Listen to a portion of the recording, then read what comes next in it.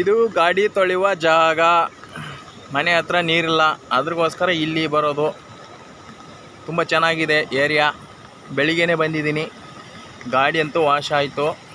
ನೋಡಿ ಸೀನರಿ ಎಷ್ಟು ಚೆನ್ನಾಗಿದೆ.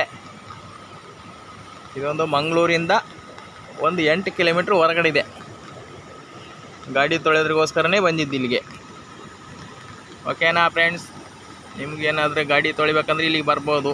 ಚೆನ್ನಾಗಿದೆ ನೋಡಿ.